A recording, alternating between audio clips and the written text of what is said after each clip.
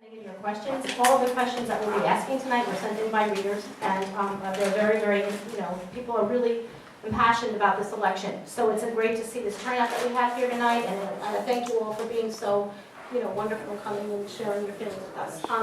Each candidate is going to have, we're going to start with the trustees, and there's going to be 90 minutes for the trustees. Each candidate will have a 2-minute opening statement and a 5-minute closing statement. The candidates will answer a series of questions, post all of them, and have 1.5 minutes to respond. There's also going to be some time for rebuttal, and based on that, will depend on how many questions. We have some extras in case we have extra time. The timekeeper is going to display cards showing 30 seconds and 10 seconds remaining for answer times. Candidates will be interrupted if they exceed that time allotted. That's it, I guess. Basically, there's no other filming allowed here tonight. And thank you all, and let's begin. Introduce yourself. Oh, I'm sorry. I thought everybody knows. My name is Lisa Wittman. I'm the editor of SoutholdLOCAL, and this is Denise Civiletti, our publisher, and Peter Blazol, our publisher. So we're happy to have you here, and thank you for coming to support us in this event. Who gets the mic first? You can mic. I guess we'll start here. Probably didn't need to switch it to you. No, it's okay. You guys keep it. Okay, so we're going to start with the opening statement. Hi everyone, my name is David Murray. I'm the current trustee running for re-election. I want to thank Lisa Finn and SoutholdLOCAL for putting this on for our. Use the mic. Pardon me? Use the mic. Yeah, that's going to keep it You have close. to talk real directly. I'm not a very good There you go. singer, so I feel like it's a very deep voice when I do that. Anyways, but tonight we're going to go over a lot of issues, and I'm excited about the questions that maybe we weren't asked the night before. I hope I can enlighten you on some of the things that are going on with the village. I'm very proud of what we've accomplished as a board the last 4 years as trustee, and hopefully tonight we'll get to discuss them. And I'm sure the other candidates are hopefully we have the same attitude as last time, and we have a good time tonight. So thanks for coming.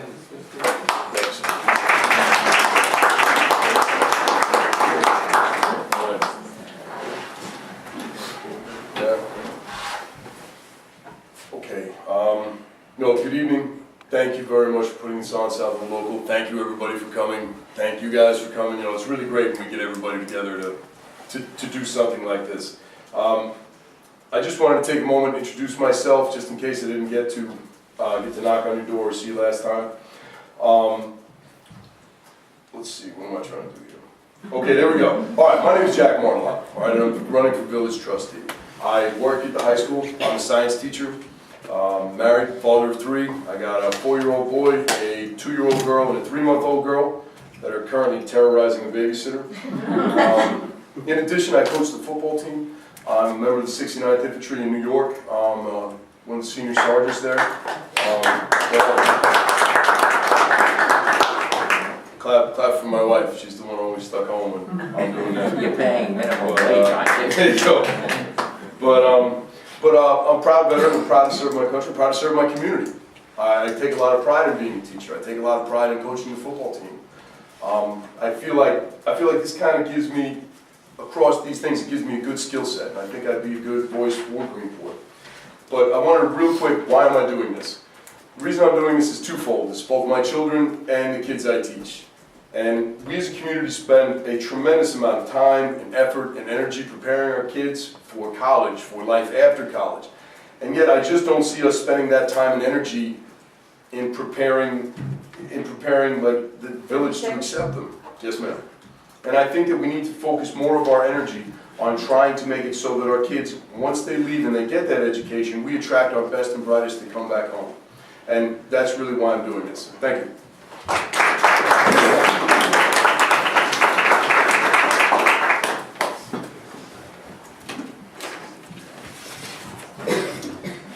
Good evening. I'm Doug Roberts, and I'm here tonight to ask you for the great privilege to represent you on the village board. I want to thank SoutholdLOCAL. I want to thank all of you. For some of you, this is going to be 4.5 hours of listening to us talk. I'm humbled that you care this much. Thank you very much. Candidates in a village, well, let me back up a second. I'm also a father. I've got a 14-month-old Greenport High School class of 2023. I'm running for this office because I want to leave this village in really strong shape for a great future for her and for her friends. I'm a business executive. I get paid, I pay the bills by solving people's problems, and I'd like for you to become my clients, and let's go solve some problems. When we run for these offices, we have to come up with a political party. Mine is We Are Greenport. So it's a description of how I envision myself as a leader. It's my wife's idea, by the way. We Are Greenport is the idea that all of us should be able to understand what our government is doing and participate in its processes. We Are Greenport's how I will solve problems. Right now, when I walk around town, I see a lot of different Greenports. I see a Greenport with thriving businesses in the summer that struggle through the winter. I see a Greenport of bedroom community homes, of vacant second homes, of neglected and unsafe homes. I see a Greenport in which some landlords earn big bucks while putting tenants, including young kids, in harm's way. I see a Greenport of homeowners trying to participate in a booming economy through short-term rentals, and a Greenport of B&B and hotel owners who want a level playing field for their businesses. I'm not running for trustee because I have all the answers to all these challenges. Far from it. I'm running for trustee because I think I have a good shot at building coalitions and organizing community members to come up with compromise solutions. I've been doing this work for 15 years in the private sector and as an executive, and now I'm hoping to have the opportunity to do it on your behalf. You know, they say the pen is mightier than the sword. I found that the whiteboard can be a powerful tool to fell mighty dragons. It all starts with writing up there, what do we all agree on? And let's come up with some solutions together. Maybe have a cup of coffee and a couple of pastries. This is the kind of work I'm going to do proactively to go out into this community, get folks to sit around a table, let's come up with solutions, let's work together. Thank you very much. Good evening, everybody. First, I want to thank Lisa Finn and SoutholdLOCAL for staging this debate, and I won't bore you with a long speech. My name is William Swisky. I'm one of what the Suffolk Times calls the angry old men. If having a platform that's best for you, the citizens, and not entering into this contest beholden to any special interest group or person is being angry, then I guess I am. Roads, utilities, finances. After 40 years in the trenches, I don't need expensive consultants, drawn-out studies, so on to start fixing these problems. They label me angry and disruptive because they can't challenge my experience and ability to do the job for you. So they use their version of the axe to push their less qualified choices. Don't let their agenda deny you good government. Thank you.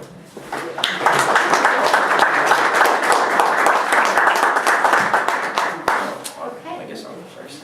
Yeah, that seems good to me. Okay. As I said earlier, all of these questions did come from our readers, so I'm just going to start with the first, and some of them have a couple of parts. So our first question, Bill, is what is your plan for the crumbling infrastructure and roadway repair and suggestions for improvements in the village, specifically the residential areas outside of the business district? What's your feeling on snow removal? And also, here's another specific question on the North Ferry Company, which is a Shelter Island corporation. Someone says that they're paying no rent on the docks, that they constructed on the Greenport Village owned land, nor on the landing point or the bottom. According to the zoning map on the village's website, that land is owned by the village. Would any candidate petition the county or fix a $1 car landing fee and dedicate that revenue to road and sidewalk repairs? Oh, thank you, Lisa. You hit it right on the head. Our roads are falling apart. Oh, excuse me. Sorry, go ahead. Our roads are falling apart, and it's going to cost a lot of money to fix them. Probably, if we bonded right now for $1 million, we wouldn't have enough. But my plan basically is to take about $250,000 out of the reserves we have in the general fund, bond for about $700,000, and get right on fixing these roads within 2 or 3 months once the summer season is here. We don't need an expensive study. We can get basically the local contractor who has the bid for Southold Town, and we can piggyback on that bid, and we can get these roads fixed without a lot of paperwork. And as far as the North Ferry goes, yeah, they pay no rent. The land in front of them belongs to the MTA, but the land their pilings and docks are on, that belongs to the village, and they pay no rent. And I intend to ask the county, who basically the county legislature, who is their regulating authority, that we want to impose a $1 fee on every car entering the ferry from Greenport. Probably it is over $100,000. If we get that, we can pay for this bond issue without going to the taxpayers, or every trustee could give up his hospitalization. That's $88,000. That will pay a $700,000 bond issue for 10 years. There are ways to do it without going to the taxpayers, but sacrifices have to be made. And I ask not only the well, us candidates for the board, but the members that are on the board themselves, to give up that benefit. We can fix a lot of roads with it. And as far as snow removal, I mean, the first snow removal was okay. Why the second one was done, I have no idea. Who ordered it not to be done or why, it's beyond me. But if I'm elected, that's not gonna happen again. I watched old people, those mountains of ice were about 3 foot high and it was flying on their faces. Thank you. Going order. Yeah, fine. Okay. Is it rebuttal or is it just in the mic? She said, rebuttal is also the same. Same now? Okay, No, great. second, yeah. Thank you, good. I'm on. Yes, so the hard part about the road issue is that I've been walking around town a lot. I know that we've got to fix these roads. I also know you don't want us to raise your taxes. So this is where we've got to come up with compromise. We have to come up with challenging solutions. The thing here, though, is that we've got a line item in this budget. It's actually spread across several budgets that is, in my opinion, frivolous. We're currently paying a rich compensation package to people like us who want to be elected to represent you.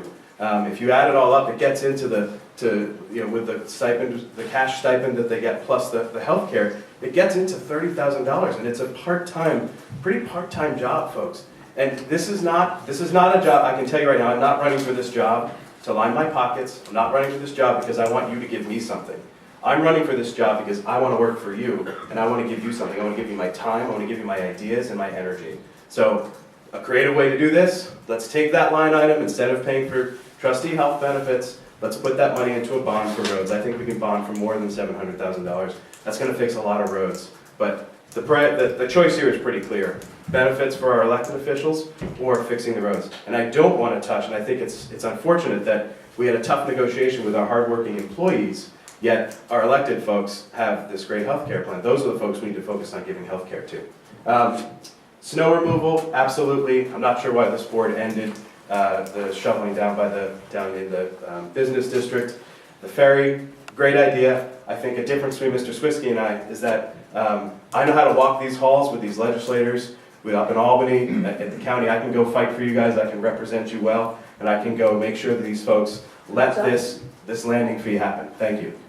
Just want to point out that every question is for each of you. So and then if someone wants to have a rebuttal or something, they can. Yeah, we understand. Each of you. Oh, sure.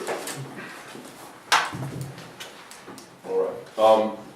I think I'm going to probably echo a lot of the same things. Clearly, the roads are in terrible shape. I mean, barely existent in certain places.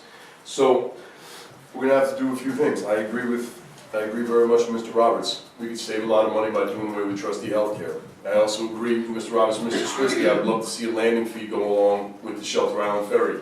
They bring a lot of vehicles in there. They put a lot of wear and tear on our roads. In addition, they kick up a lot of silt. That's something I think that we should hold them accountable for also. I believe Mr. Murray told me that the other day. It was a great idea. We are going to have to bond, but one of the things I've been bringing up, and I'd like to see us try and do, Southold's roads are terrible. Suffolk County's roads are terrible. The North Road almost has speed bumps in it. If they're going to bring out pavers and they're going to bring out asphalt, why don't we see if we can do some sort of shared deal where while they're doing the North Road, they can make a right and come into town. I would think that that's an easy way to save some money just by thinking a little outside the box. Snow removal, I think it's penny wise and pound foolish not to be removing snow from the business district. By the time it piled up at the end of the year, it became a matter of safety. It really did. It was pretty icy, it was pretty slick, and really that's got to be, as officials, that's got to be our number one concern, is the safety of our citizens. Thank you. Thanks, John. Yes, sir. Regarding the North Ferry, I think that's a fantastic idea if we were able to do it. Unfortunately, we have looked at doing that in the past. Route 14 is not a village road. Our best bet with the North Ferry is to try to get them to help our infrastructure on the docks, helping out with the silt. But implying a $1 fee, it's not going to work. MTA owns it. We'd have to redistrict the whole area. Back to the infrastructure, the roads are crumbling. That's why we're doing the study that we implied a couple months ago for an independent study on what roads are the worst. I know it's easy to say the road here is the worst, my road's the worst. Bill Swisky's road, I'm sure he feels it's the worst, but we need an independent study to help this out and put us a plan in action. We're ready to bond for it. It will be something that we're gonna have to raise taxes to do. $1 million is not gonna do a fraction of the roads. I think we're gonna be looking more into $2 million our first phase. $2 million will actually get something done. We spent $130,000 on Moore's Lane and Main Street just for that little repair. It'll be gone in 6 weeks. It was a terrible winter. Every road took a beating. At least our speed will decrease in the village. Time's up. So anyways, we're ready to bond. We have our Time is up. debt ratio is ready to do this. Time is up. I understand that. Lisa, can I rebut? Yeah, go ahead. How much time to rebuttal? I don't think you don't need to be so rude with a few seconds extra. I'm sorry, you didn't show where you started stopping. Yeah. That's my job here. That's the rules. Put it up, I get it. I did, We but I get didn't it. see it. Excuse me. Okay. How much time? Wigan Street, which the state considers an extension of Route 114, is not a state road. Everybody here knows that. I don't understand how trustee Murray cannot know this. And as far as imposing a landing fee, well, he has a different, I've had a couple of people get in touch with our legislator, Al Krupski, and he says it can be done. Thank you. I was one of them who got in touch with Legislator Krupski. I think we've got a shot here. Okay, I'd like to ask all of you about it, if you can please give me some specific examples of how the village can generate revenue. And also I'd like to know what you think should be the division of labor between our elected officials and the Business Improvement District to develop long-term planning to improve our economic health. Could you do that last one real quick? Sure. Thank you. What should be the division of labor between our elected officials and the Business Improvement District to develop long-term planning and improve our economic health? What was the first? First question was, can you give some specific examples of how the village can generate revenue? I guess Doug gets Yes. that one. Great, thanks. 90 seconds? Okay, thanks. Good luck. Okay, so we just discussed a great way to generate revenue in the ferry landing. The Mitchell Marina complex has to be a great revenue center for us. It's complicated because we have to keep the boats that have been coming, so we can't jack up the fees on the big boats. But I think we can find a way to squeeze more revenue out of it, the way hotels do.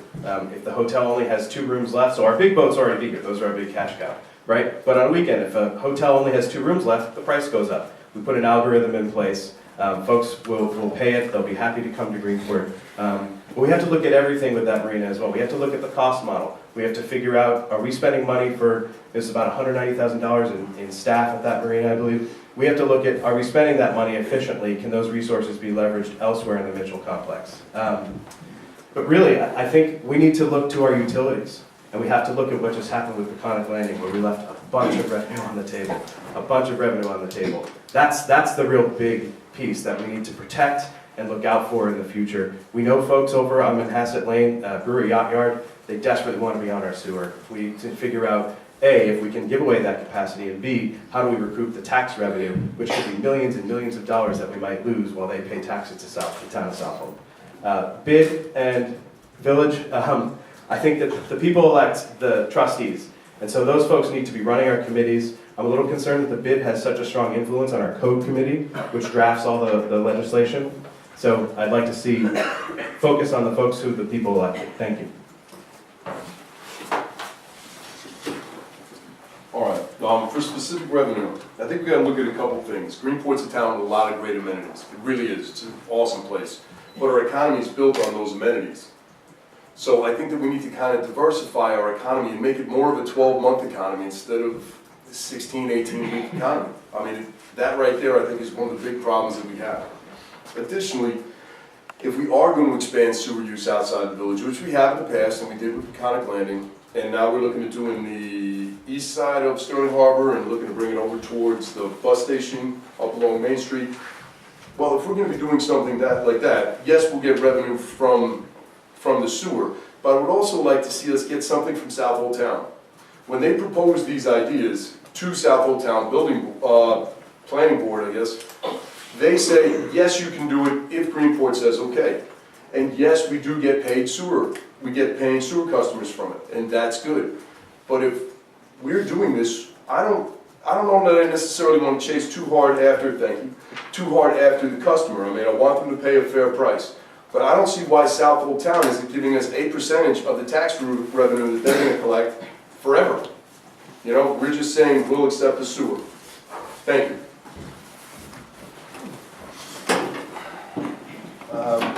One of the areas that I work on so strongly with the village is the marina. The electrical upgrade we did 2 years ago is generating $100,000 extra every year. The marina is going to be one area that our revenue increases again next year. Emphasizing that's our biggest revenue generator in the marina is actually the boats. The carousel brings in $200,000 a year to us. Not that I want to increase the rates there, but attracting more people to the park and using those facilities. I think you'll find that our marina every year from now on will get busier and busier, and you're going to see those revenues go up.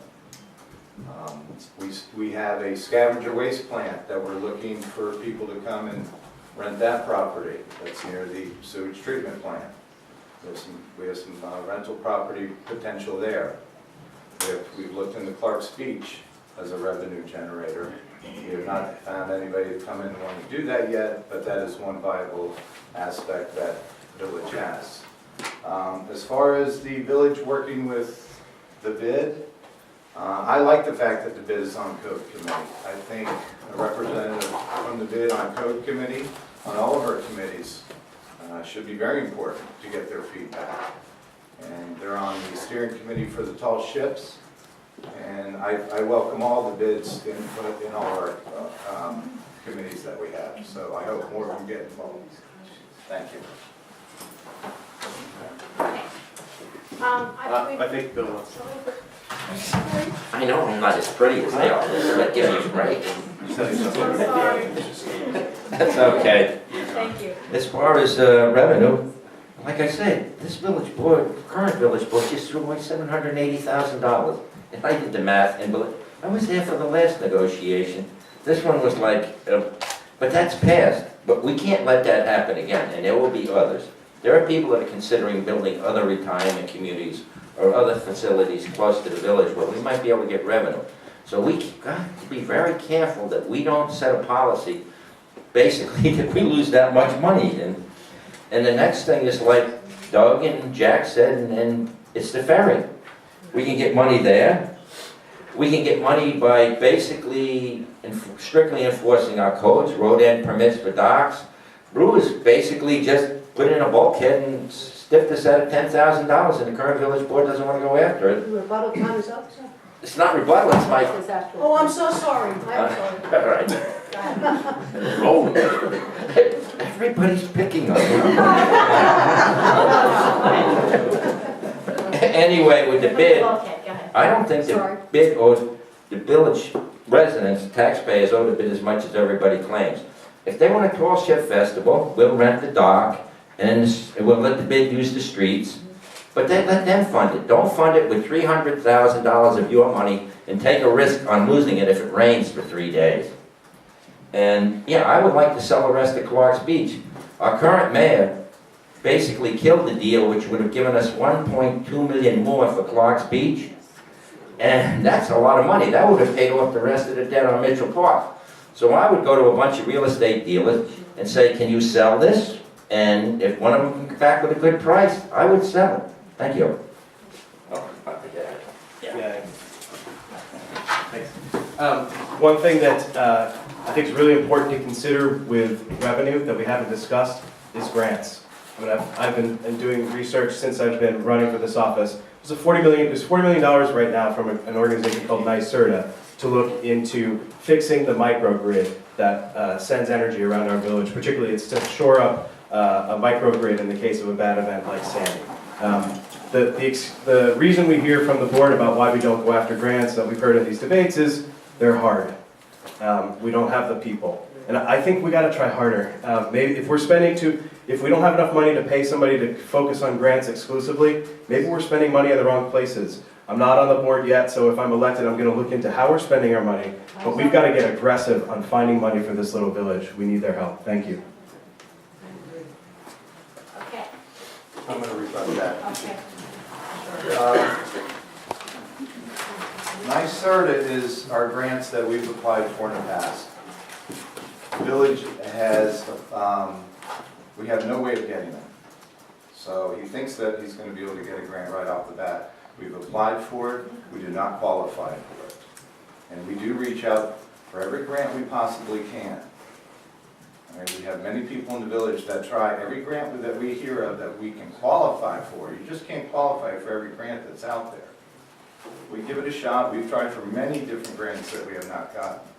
So for somebody to say that we don't look for them is completely false. We do everything we can to find every single penny we can. Thanks.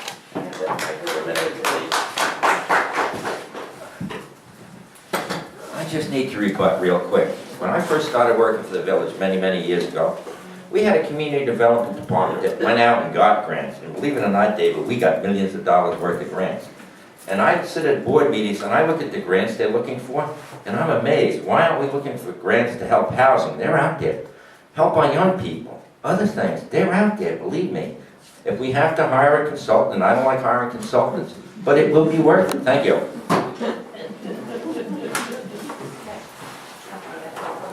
All right. Okay. There's been some people who've said that they're disenfranchised with our government, the lack of communication between the board and the residents. And there have been many questions that came to me about their cry for an open and transparent government. What is your position on the current rule that residents cannot comment at work sessions and can only comment at village board meetings, and that they can't ask questions when they want to at a regular public session? And what will your stance be if elected?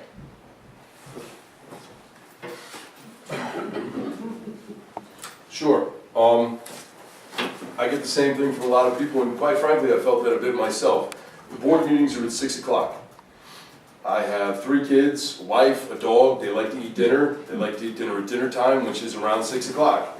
So it's something that it's very difficult for me to make it to, and a lot of people who have children. I mean, it's bad timing.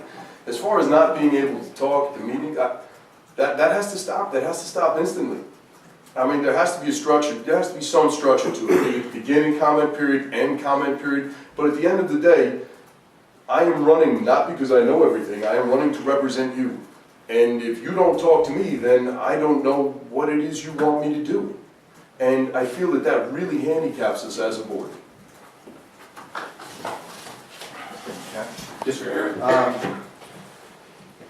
The meetings are going to be run by a new gentleman next year. My guess is that's George Hubbard. Or a woman. Or a woman. But I said my guess is. Got that one in. I got good on that. Yeah. Thank you. But Does he get if you've ever been to George Hubbard's meetings, he is very open and transparent. At the work session, he's asking for public comment, and he runs a completely different meeting. We as trustees, we're trustees. The mayor sets the tone of the meetings. And when things get disruptive, the mayor stops it very quickly. George Hubbard runs things completely different, very open, and I look forward to working with George next term on open government, open transparency. Nobody's ever had a problem talking to George or myself or any of the trustees about anything you want to talk about. And I think that's the way the next term will be running. Thank you. I think it's more than just open communications. I mean, the current mayor just shut everything down because he was caught in some falsehoods, but I won't go into that. But it's answering the people's question. If I stand up there and ask, why is the power plant not operational and behind schedule? And I get, basically, the mayor sits and I sit down, and then he starts to spout off, well, that's not an answer. That's just contradicting. That's not an honest answer. I guess what I'm trying to say is I agree with Jack. We have to start the meetings at 7 o'clock.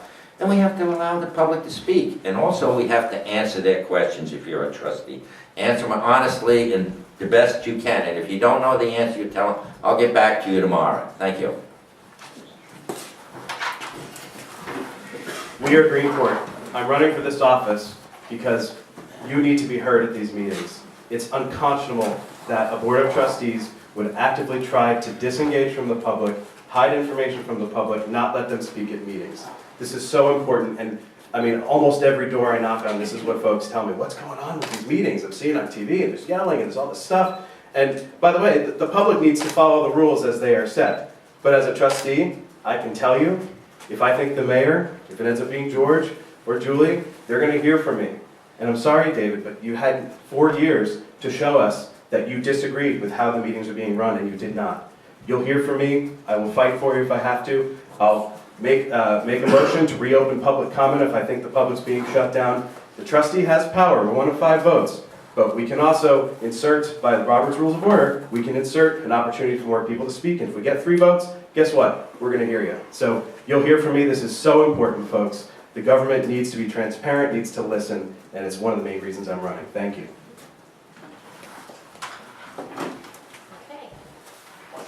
You're welcome. Get me with a good one like that. Okay, this is a 2-part question. This is 2 different residents sent in these questions. The Latino residents of Greenport are vital to its economy, and their children are voters, consumers, and workers of the future. What will you do to foster their integration and participation in community life? That's part A. And part B is, some say that there have been gang problems in the community, and they're becoming a greater issue. Would you welcome outside-the-box solutions such as the Guardian Angels as a liaison to the Latino community? That's a very good question. The Latino residents in this village are increasing tenfold every year, and we need to embrace them. We need to help educate them. One of the issues I know is with the first few years the children go to school that they get behind. I know that Riverhead just opened up not that I'm looking to open up a new school, but they opened up a new school for Hispanics. I think maybe that's a school issue, but I think the village can work well with the school board as far as trying to implement some introduction classes for the Hispanic families. I have Hispanics that work for me. Only 2 of them live in the village, and they're mixing very well with this village. This village welcomes them. A new restaurant, Hispanic restaurant, just opened up. I think Hispanics in this village are very important to embrace and get them involved as well. Gangs, I read the article just today. I was a little surprised. I'm not saying that Greenport is 100% clean. I did not really think that we were having a bad gang activity. I welcome the Guardian Angels to Patrol Village. I hope they work well with the police officers and the village employees here. But I do welcome them.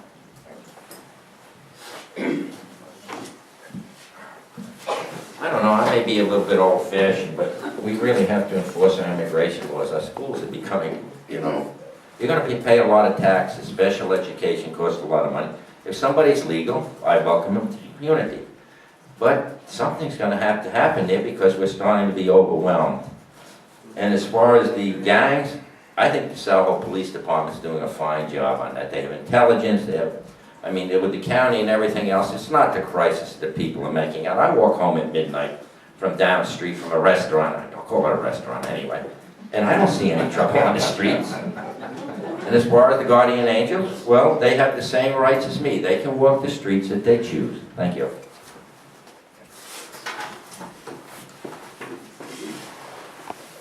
This is about kids, folks. I'm going to leave the immigration issue to the folks in Congress. That's not our purview.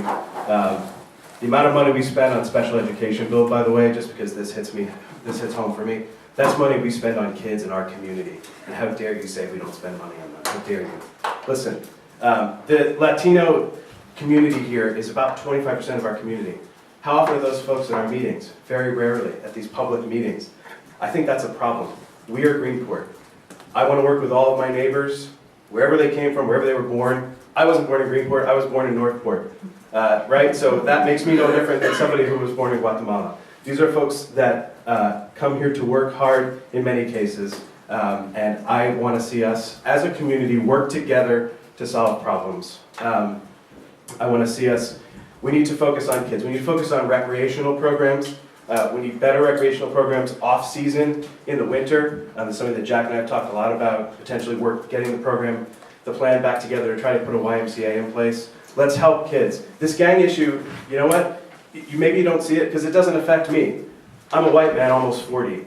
No one's trying to recruit me into a gang. What about the kids who go to our school? It's a very compelling thing, folks. You know, you may not be living with your parents, maybe living with an uncle, an aunt, and somebody comes along and says, hey, join us, come be with us.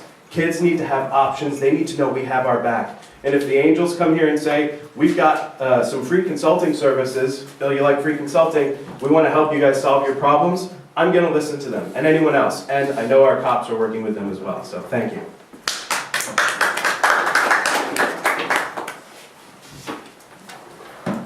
I think Doug brought up a couple of really good points. The Latino Hispanic community is about 25% of Greenport, and we talk about integration, yet we all sit here, and what percentage of this room is currently Hispanic?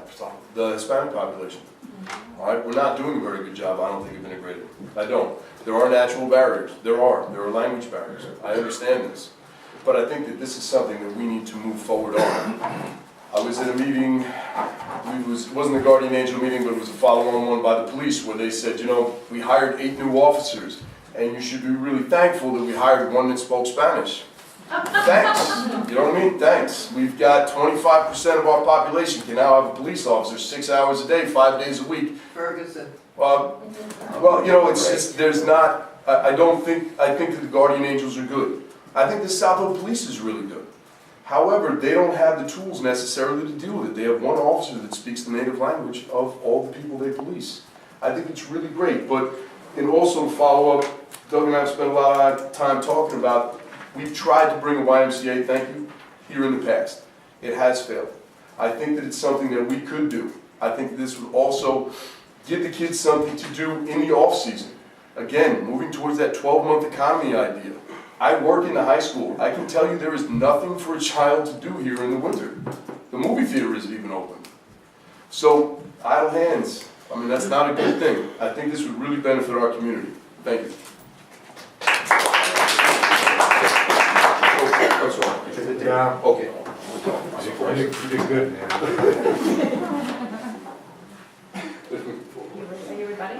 No, Okay, sorry. everybody, no. Okay, so the next question is about fiscal responsibility, and again, it's a two-part question.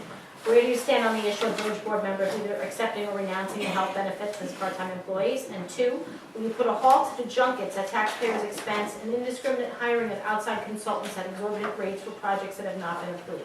These are directly from leaders. As far as hospitalization, I think everybody knows my stand on that for the last, even when Mayor Capel put it in, I stood up at a board meeting and objected. So I've been objecting since about 1997. And over the course of that time, it's probably cost the village close to $750,000 or more. That would have fixed a lot of roads, wouldn't it? So I call on Trustee Hubbard, Trustee Robbins, Trustee Murray, and who's the other one? Trustee Mary Beth Phillips, to announce today, at this time, that they're going to renounce that hospitalization. That way, no matter who wins, there's $88,000 that will pay for a $700,000 bond issue for roads. And for 20 hours a month, most of them work. That's what they get. If you're a regular village employee, you have to work 30 hours a week to get it. As far as junkets, yeah, I see trustees going on junkets when they don't really have to. I mean, they come back and they read, basically, one of them came back and read what you would call an IAP mission statement at a village board meeting. All the trustees and everybody were going like that. If you're vital, if you're needed to go on that, you go. If not, you don't. And consultants, yeah, we could cut that cost by 50%.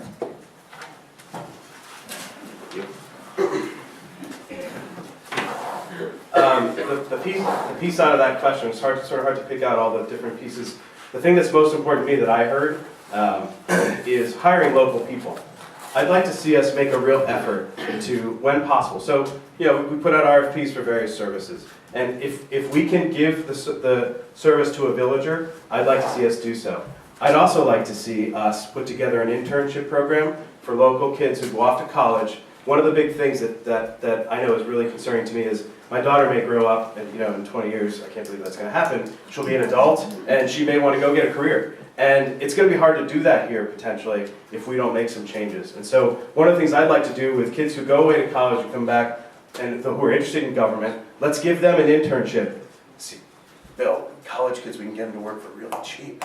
And they'll be, folks who are in college, interested in government, and they'll get a lot of work done. Maybe go find some grants, right? I don't know what it is, but we can build an internship. I did one of these interns as a college kid, and it really helped define my career. We could do that for a couple of local kids. But they have to be Village of Greenport, or at least greater Greenport kids. I want to see us focus on that. The junket thing, I'm not exactly sure what we're talking about here. Let's just say, I think that it should be very clear, there should be a clear return on investment for any travel that trustees do. That said, I think trustees should go out and learn from other people. We don't have all the answers in this little 1 square mile. So, and there are times when I'm going to say to the board, you know what, this is really important to me in my work as a trustee. I'm just going to go at my own expense and not make the taxpayers pay. Thank you.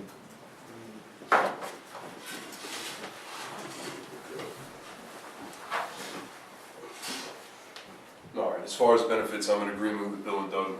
I think we're a small municipality. I think that puts an undue burden on the taxpayer. I do. I won't be taking the benefits if I'm elected, and it's just a lot of money, and we don't have a lot of money. I'm gonna have to kind of echo a little bit on Mr. Roberts. As far as the junkets, I'm not exactly sure. That's not really very specific. But I would like to see people that are on the board talking to other people and seeing how they do it. That doesn't necessarily mean we have to go to Albany, although that may be very important at times. But as I was running for this, I kind of wanted to get a feel for how do other villages run. So I called Babylon, I went to Oyster Bay, I went to Patchogue, I spoke to a half a dozen of them. And I tried to get ideas. We need to fix roads. How did you fix yours?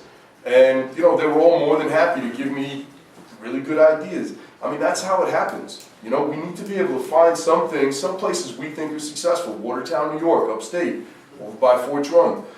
How did you do it? Let's use you as a model. We don't need to try and reinvent the wheel with all these things. There are success stories out there, and I think that we should spend more time emulating them. Thank you. It's distracting. I'm curious about the junkets because I've never been invited to that. I don't know where they're coming from. I didn't hear anybody going to Hawaii, golf trips. The junkets, I think they're talking about, are educational training classes that we do. I know Mary Bess goes to them, Julia Robbins, not sure how many George has been over the years. I have not been to one. I've been to some classes on Long Island. But these so-called junkets are important for them to go to. They come back with viable information that helps us make decisions on important issues. So, the junkets, internships, we hire so many local village students here in the village. I know my daughter worked. There's some other girls that have worked that are in this room in the village. They work in the marina. I do think we had some type of internship or student in the office last year. So we do get the community involved in working with the village. So many of the people that do work for the village are in the village, current village residents. So when they say that we don't look to hire locals, that's not true. I do take the benefits. They've been offered for 25 years. If the board brings it up and you vote it down, of course I'll accept that. But I do take it. It's been offered to me. So that's my stance on it. Thank you. Can I say something? Village clerk, not a village resident. Village administrator, not a village resident. Village building inspector, not a village resident. Basically, the hierarchy of the village, I can't think of one that lives in the village, and it used to be, they all lived in the village. And if you had one that was outside the village, they lived just over from Washington Avenue, so something's not quite happening here that's great. So in my business, a lot of my clients go for RFPs, usually from school agencies. And so one of the things they always do is they say, you have to have a certain percentage of your subcontracting must be from, I'm working on one right now in DC, certain percentage must be DC-based businesses. I'd like to see that in all our RFPs. It's very simple to do. It's not always going to be possible. What we would do with such a small place, we would have to say, that you come up with a rubric, and out of the 100 points on the rubric, 5 points maybe go for being a local. These are folks who pay taxes here, they're working hard, making a life here. We should at least give them a little bit of an extra edge when applying to serve our village. Thank you.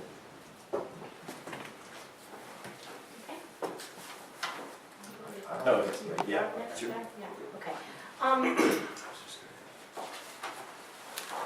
Some residents feel that at planning board meetings, there are decisions made, and once a decision is made, there's no recourse. There's code enforcement is not carried through, and there's an example this week, there was a meeting about a proposed building that the owner wanted to be a one-family house, but the residents who came out and to speak out against it said that it looks like the plan is for a two-family house. You bet your ass. And all the residents said, Please, my ears. many of the residents said at the time, well, look at this carefully now, because once it's passed, the village will do nothing.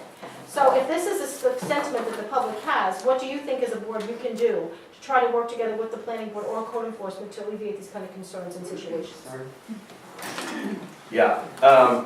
This is a really tough one. This is one of those tough issues I talked about at the beginning. Jill spoke very eloquently last night about this issue for this house going up. I mean, and it was. I hadn't been following it so closely. We talked about it a couple of months ago, but it was so obvious to me what was happening. That the plan was originally to build something that was supposed to hold a lot of folks, not necessarily in a family environment. And it was being changed because the planning board, thankfully, was looking into it and saying this is a R2 zone neighborhood, and you should build a home that kind of replicates what else is there. So the enforcement of this is tough, and I think you have to do it with a sensitivity to some of the families who may be living in unsafe conditions. But this is about safety above everything else. This is about safety. Safety of the neighbors, safety of the folks living in those houses, safety of the children potentially living in very unsafe and uncrowded situations. Talk to Jack sometime about what happens when he goes to see his students or his players sometime at home. It's heartbreaking to me. A young woman who just registered to vote at Village Hall told me that this winter, a brutally cold winter, her family, and she's the one who speaks to all the vendors and the landlord for her family because her parents don't speak English very well. Her family spent 8 or 9 nights without heat in this brutally cold winter, and it's heartbreaking. That can't happen. We have mechanisms here to get on top of these landlords and hold them accountable. Our code enforcement folks, guess what? Got to work at night sometimes. You got to go figure out what's going on, and you have to be kind to the people who are living there. You got to go get those landlords. We've got to take care of this problem if we really care about our community. We are Greenport. Thank you.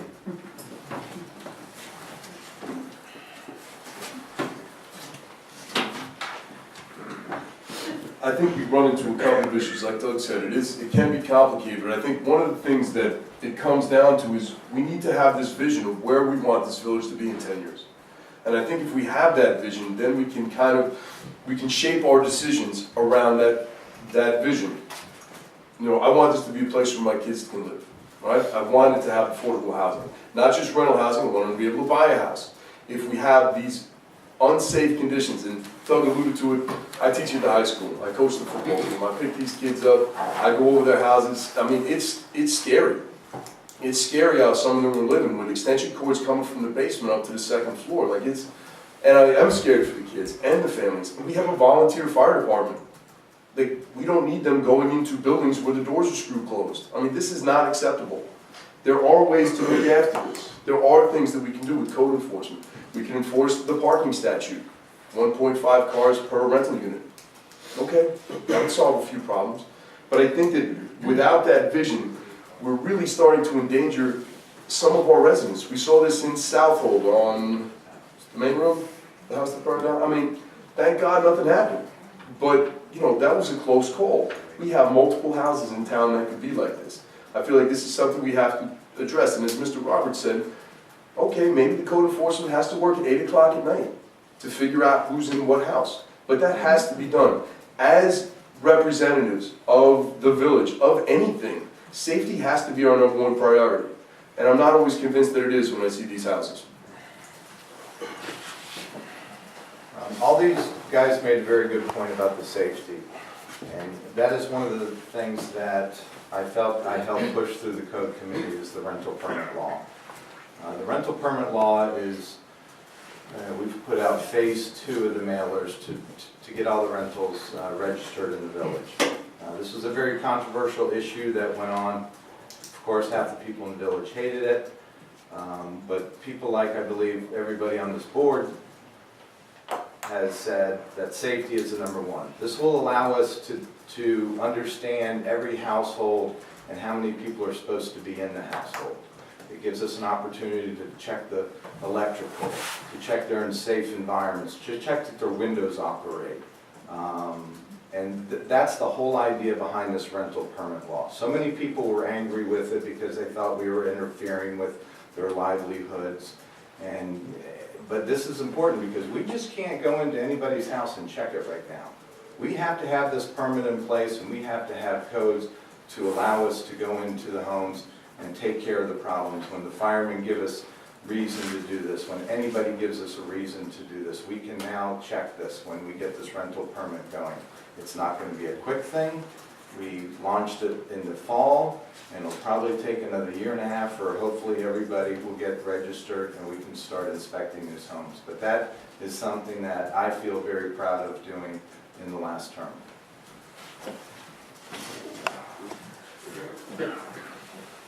As far as the house over there on North Street, I first heard about it when I worked on SoutholdLOCAL, and so I made a couple of comments, and a lady, I guess, made a comment back that she asked how many meters were going to be in the house. She didn't get an answer, and the planning board let it slide. Well, they shouldn't have let that slide, because that's a clear indicator. And the problem with this property is, all right, it's in an R2 where you could have a 2-family house, except it's under a certain square feet on the property. So they were turned down, okay? Well, all right, that's good, except the owner of the property, he can look across the street or just down the street and see a similar piece of property that was approved by the ZBA. We have to have total equal code enforcement. If this guy says no, then the next guy gets no. We can't selectively enforce it, because what you do is you end up in court, and if the guy is persistent, he'll get what he wants. So you have to start with, what do we want to enforce, and this is it. And you can't have the chairman of the planning board commenting that he doesn't, just because a house in the neighborhood doesn't have a balcony, that this house can't have a balcony, because that's totally wrong too. You have to operate these, I guess you call them agencies, in a professional and strict manner, and where everybody is treated equal. And as far as overcrowding, well, what do you think is the result? Why are these houses overcrowded? We don't have enough houses for basically the illegal immigrants that are coming here. And we never will. And if you encourage it, you're going to have that. George, remember the fire over there on Flatley, what was it, on 7th Collins Street? 16 people came out of a house meant for 3 people. It's lucky nobody died. The fire started because there were 2 people living in the garage, and they had a 4-foot, above the garage, and a 4-foot peak.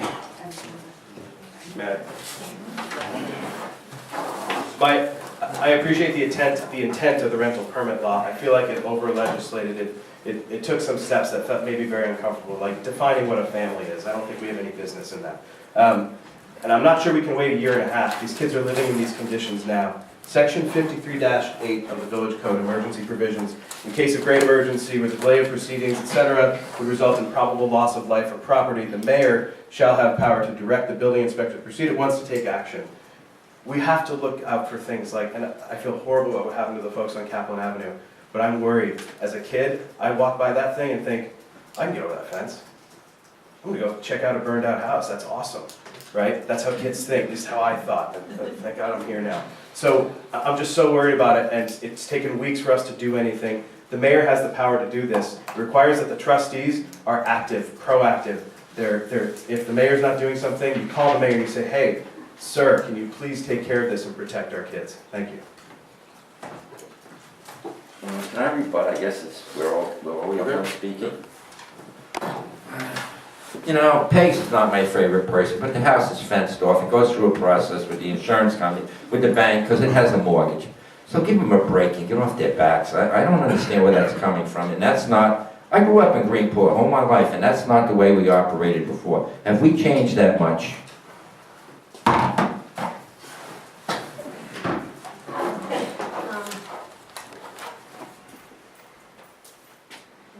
This question has been asked in the past, but I would like to know, many questions came in from readers on it. So what is your position on the short-term rental issue? I mean, I think our village is at a crossroads here between the old values and the older families that have been here forever and the traditions and customs that we have, and then we have the challenges of the new people who are seeing it as a destination. So how do you propose to balance this? You know, keep maintaining our adherence to the old values and still welcoming the new who want to come. Sure. Okay. The other night after the prior debate, Doug and I met with a couple of B&B owners, and they expressed their concerns, and you know, he'll probably get into the detail of that a little bit. I want to touch on one other thing. I think that when the R2 zoning was designed, by and large, from what I've been able to gather, it was to try and keep people in their homes. That was the idea. Right? Somebody might not have enough money, they rent out an apartment, and that I have no problem with. I have no problem with short-term rentals in a house that you own because it's owner-occupied. I think that's something that's just fine. My problem comes into when people start getting multiple houses and renting them out. Because that ceases, I understand that in the code it is residential because human beings live in them. But for the owner, it is not residential, it is a commercial enterprise. And I think that this is where we're running into I think we're painting with kind of a broad brush. If we could look at these things separately, I think that we could better legislate or better decide what we want our village to look like. Do we want a handful of people gobbling up a huge amount of houses in town and renting them out? Although they are residential, it is clearly residential for a profit. Is that what we want it to be? No. And, oh, okay, there you go. I didn't think so. But I think that we need to look at it in that light. Again, it's big picture type things. I don't want to go into and just make up a rule that has to do with anything without the greater context. And I feel that that's something that we've been doing as a village for some time, which is why so many of the decisions that we make seem to be disjointed. And, oh, out of time. You want to cue mine? Oh, no, I ain't gonna. Okay. You're up. The rental permit law is not the rental permit law, but the Airbnb short-term rentals is a real touchy subject that we have going on.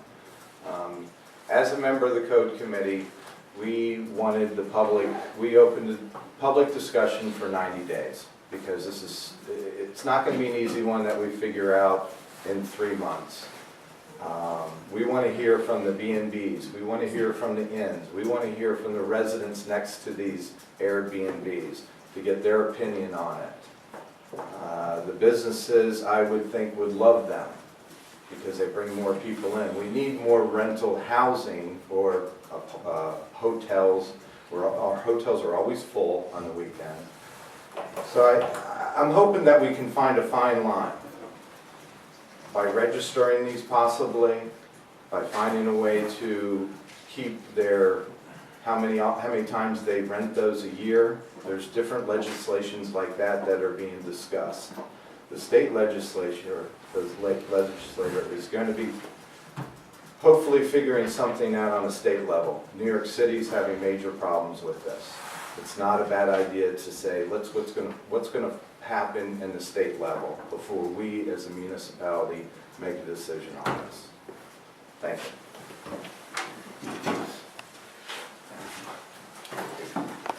This is one of those where I could make you a lot of promises, but none of them work. Basically, we regulate bed and breakfasts. We now have a rental code, thanks to Trustee Murray, I gotta give him credit for that. Now we have to come up with a code to regulate these Airbnbs and these other things. I have some friends that run them, and they run them legally. They have fire escapes, but then you have some that are just a bedroom on the 3rd floor someplace, and we need to do something about that. We need to come up with our own code, and we can modify it later if the state comes up with something better. But we need to also level the playing field for the B&Bs. 3 bedrooms, how do you make a living over the years? It's gotta be at least 5. You know, let's give them a break. But there's something else that you have to understand here. The more of these houses that go for Airbnb and bed and breakfasts, we're not going to have anything available for our youth, and I don't know what the solution is for that. Years ago, George will remember because his father was in on it. We built a lot of affordable houses. We renovated houses that young people bought on low-interest mortgages. We need to go back and look to see what we can do there. And if we have to get together with the town and do something, that's what we need to do. Thank you. This is one of those tough issues that I talked about at the beginning. So just to give you a sense for how I will be as your trustee. I've been around, I've talked to a bunch of folks about this issue. My main concerns, the concerns I hear from people, A, this is how we want to participate in the tourism economy too. Why do the restaurants and hotels just get to participate? We've got an R2 zone house, we have a nice apartment, let us earn our money, we live on a fixed income, we're young people, we need to be able to afford to live here. Huge issue. Then you talk to the B&B and the hotel folks, they're unregulated, we have to pay all these taxes, and sometimes they're renting out to 6, 7 people, and we have an overcrowding issue, we have a rental permit law, why don't they follow it? So here's where the conversation's been going, and here's how I think we can bring people together to solve this. Number one, owner-occupied folks, we leave them alone. For the most part, as long as they are registered and following the rental permit law, which is currently the law of the village. Secondly, for non-owner occupied, we make a 1-week minimum for rentals. The B&B folks I've talked to say, you know what? We get a lot of 2 and 3 night stays. 1 week minimum means that they're going to get a sort of different clientele. And then the last piece you have to realize about this is very simple. There's a lot of demand and not a lot of supply.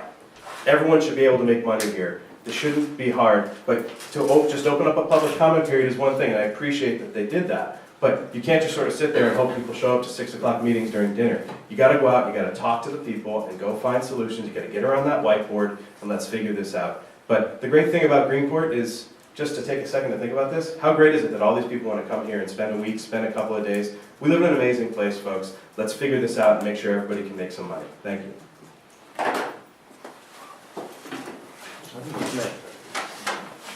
Oh, okay.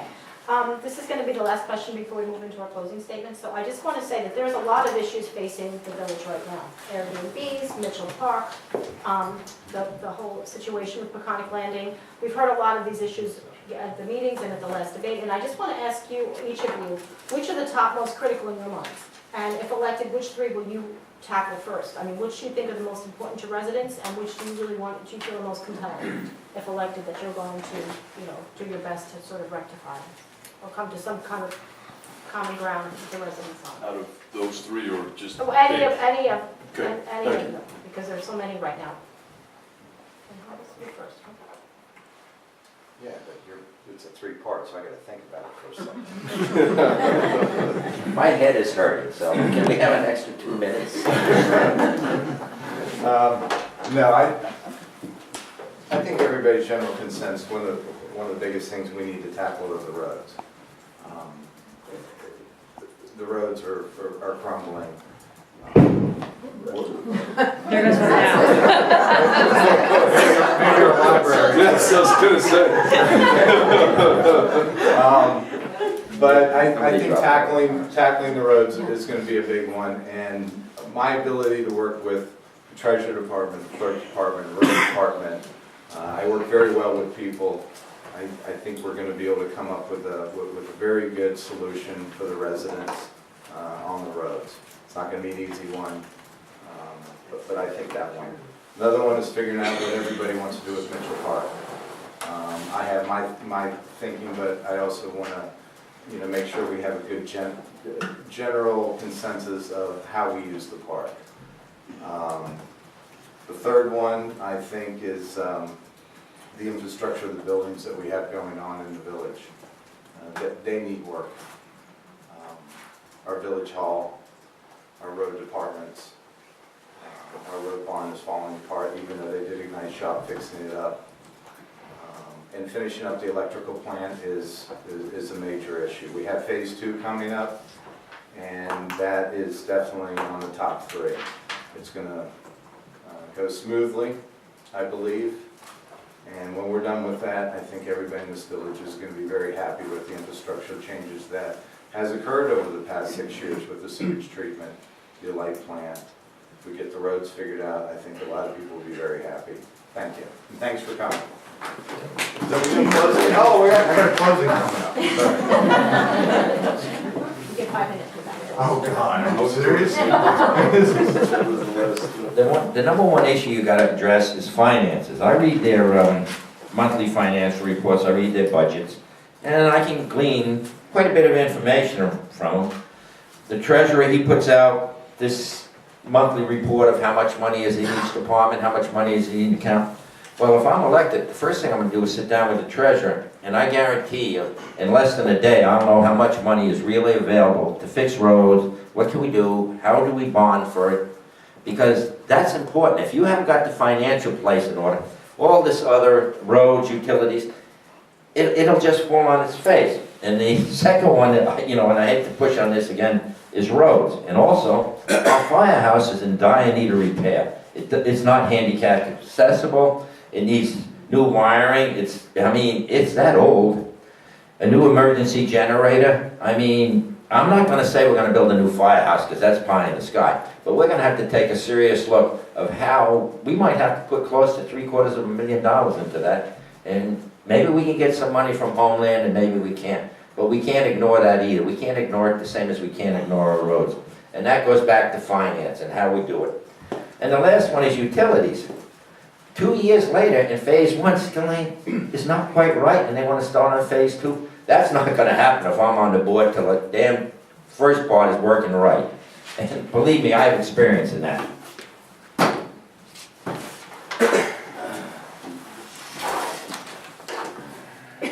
Safety, protecting kids, transparency in government, fixing the roads, long-range planning. Those are my main priorities. That's why I'm doing this. On the road issue, I think this board has had a lot of time to do this. And I think it's pretty clear we need some new energy and some new ideas. And you need a team to get in there and get this figured out, come up with creative solutions without raising taxes. They voted themselves a generous compensation package each year instead of fixing your roads. And you need to remember that when you vote. We got to think about long-range planning, folks. So we've got a lot of crumbling pieces to our enterprise here. For example, our village hall. But the property values are going up. And we've got to take care of our firemen. These guys and gals run into houses to help save people. It's a very important thing. One idea, look, I'm no real estate developer. I don't know much about this, but I'm certainly going to explore it. We can possibly sell Village Hall, put that into a municipal complex over there at the firehouse, and let's see what all we can fit in there. We got to make sure we keep that part. That park needs a lot of love back there, so we can make that part of this project. But if we take the revenue from Village Hall, and if we need more revenue, maybe we got to think about Clark's Beach. Let's build ourselves a world-class municipal complex with a firehouse that belongs in a village that is, constantly on the top list of tourist destinations. We got to take care of the folks who live here. So let's think about what we want Greenport to look like 20 years from now, when my kid's an adult, 40 years from now, 80 years from now. Let's not just think about tomorrow and making little Band-Aid fixes. Thank you.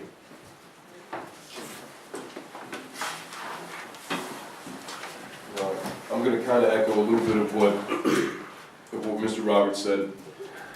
Infrastructure. Infrastructure is huge. When we talk about roads, then you can talk about the curbs, then you can talk about the sidewalks, which are insane, literally insane where I live on 5th Street. I don't know how the storm drains are, but if the road on top is falling apart and the sidewalk is falling apart and the curb is falling apart, we're probably going to have to look at those too. We do need to do work at the firehouse. We do need to do work at Village Hall. But I think, and if I may real quick, I think the safety of the rentals transparency is also very important. But I think we need to look at this. This is something I learned in the Army. We do what is called current operations and we do what is called future operations. And the two work at the same time. What we're doing today is great. And I think that everybody here agrees we have to fix the roads. I mean, it looks like somebody bombed them. But with that said, we can't just fix the roads and not have a plan in place to maintain the roads. For, in 20 years or whatever life expectancy 30 years of a road is, will we be ready then? Will we be setting up our children for success When they get here older, there's something in place for them then to fix the roads. Same thing with the sidewalks, thank you, same thing with the curbs. And I think transparency at Village Hall is going to be so important. Mr. Roberts and I have talked about this a lot. I have 3 kids, I have a wife, I've got a job, I've got everything. I don't have time to make FOIA requests to try and figure out where we're spending money. Those documents need to be available, they need to be online. We can do this for very little money. I mean, it'll cost some money, but not that much. It really won't. The document scanner is not that expensive. Thank you.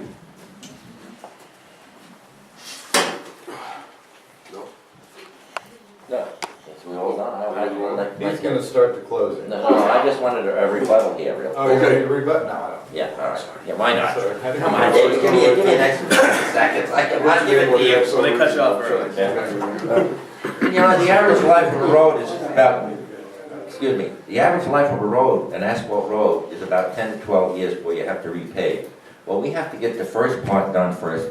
Maybe some roads we don't think to totally repave right now, but we'll have to cut and patch with hot patch. But yeah, I can come up with a plan, and we don't have to pay a lot of money. Because I'd go to Riverhead, I'd ask the superintendent up there, I'd ask the superintendent in Southold, I'd ask the county.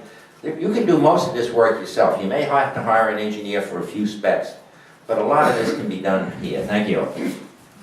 I guess it's closing statements now. Yeah. Oh, I go first? Who wants to go first? Go ahead, Bill, you got the mic.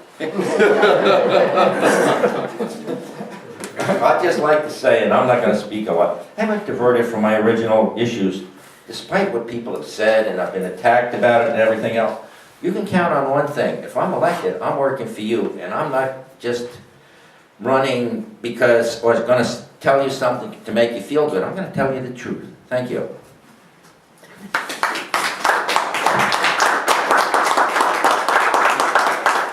just want to say, Bill, you do know that you have a little 5 minutes. Doesn't matter. I'm not going to hold these folks from, you know. Listening to George? Yeah, I want to listen to George, yeah. I want to thank everybody again. I want to thank Southold Local for having this. Anybody following the campaign online knows that I was making noise, as one makes noise in social media, pretty early on that there were no candidate forums scheduled, and that we weren't having any of these. And I think this is just so important. And frankly, I think it's the best part, one of the best parts. This and knocking on doors, the best part of this experience. I want to take a second now that I've been doing this for 3 months. I was the first candidate to announce I wanted to do this. I've been committed to it for a long time. My platform, the day I announced, my platform was published. It's been out there for a long time. People have been able to take shots at it, which that's why you do it, right? And those shots have become revisions in that platform. That's part of the governing process, in my opinion. It's putting things out there, getting feedback from the public, not shutting them down at the meetings.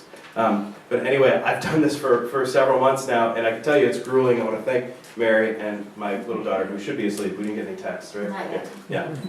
I want to thank them for all the time I've been out talking to all of you. And I have a ton of respect for these gentlemen up here. For Bill, for his service to the village over all those years, and for the service he continues to provide as a retired man, whether it's foiling stuff or helping us find out about things. He puts a ton of energy into this village, and I appreciate it. David served his 4 years as trustee. I appreciate your commitment to the village. Jack, leader in the community, coach the football team, teaches our kids. This is a lot of work. I know you all really care, and I want to thank you all for it. Thank you.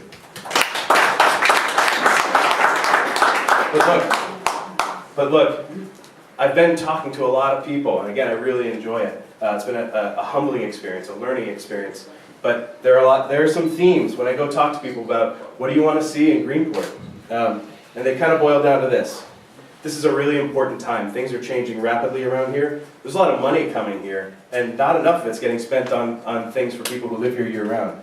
Number 2, people do not believe they are getting what they deserve from their village government. They don't trust the government. They feel shut out of the process. They don't feel like the government represents their needs. They want change. Number 3, we've got to find creative solutions to all of these challenges. I've been talking about it all night. We've got to get out and talk to people. We don't just come to meetings and then go home. We need to go out and find people in the interim. To affect this kind of change in this government, it's going to take a team. You need 3 votes to get anything done. And if you want to make new things happen, we're going to have to get to those 3 votes. Jack and I have a unified vision. We have unified reasons for doing this. We're both raising our children here. This is extremely important to us, and we want to be a team to help you get things done with this government. I've talked a lot about my platform. I think it comes down to really common sense things, like let's find a way, like we just discussed with short-term rentals. Let's try to make everybody happy so everybody makes money. Let's not spend money compensating elected folks who should be serving you, who should be public servants. Let's not compensate them with generous money. Let's put that into fixing roads. Let's protect Mitchell Park. We didn't get a chance to talk about this too much. We've got to protect that park for the folks who live here and the folks who visit. It needs to be an open space. And I'm going to go and I'm going to throw a bunch of cultural ideas at you over the next 4 years if I'm elected. I have a lot of connections with school music departments, and we're going to go get a bunch of kids out here to come and perform in the shoulder seasons. Our business folks are going to love it. I've already talked to a bunch of them about it. Guess what? Their parents are going to come watch them perform. We'll have a high school jazz ensemble night, and it'll be like, the Herrick's Jazz Ensemble and the, whatever, people from all over the island, the Port Jefferson Jazz Ensemble. Their parents are going to come. They're going to spend money. They're going to have a nice time. We're going to have cultural experiences. Obviously, we give preference to our local high school groups as well. But I really want to see us focus back on what government's supposed to be about. It's about you. It's about listening. It's about being proactive in our communication. It's about, when the power goes out, it's about not just sort of kind of sitting there waiting for something to happen. It's about broadcasting frequent messages to everybody via every channel available. I put on my website a long time ago, it's not very hard. This is a small place, folks. It's not hard to get the 2,500 people or so who live here to put their names on a list for how they want to be communicated. Email, text, phone call. The school district does this. They've got a robo, when they close school, which they did a lot this year, they've got a pretty decent and not expensive communication system to get the word out. Why can't we do that? I think it's about effort. As I said the other night, I'm somebody who hustles for a living. I hustle on behalf of my family. I'm going to hustle on behalf of you. We're going to make this village better. We're going to set it up for a bright future, and we're going to listen to you at these meetings. I appreciate you all coming. Thank you very much.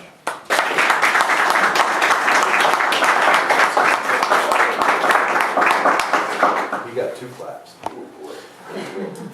All right.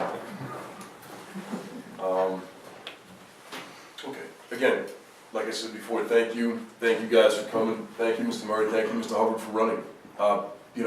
It's a tremendous amount of work, and even just running for the office is a tremendous amount of work. Let me tell you, kind of underestimated a little bit, but especially in like It's the the January. warning, Jack.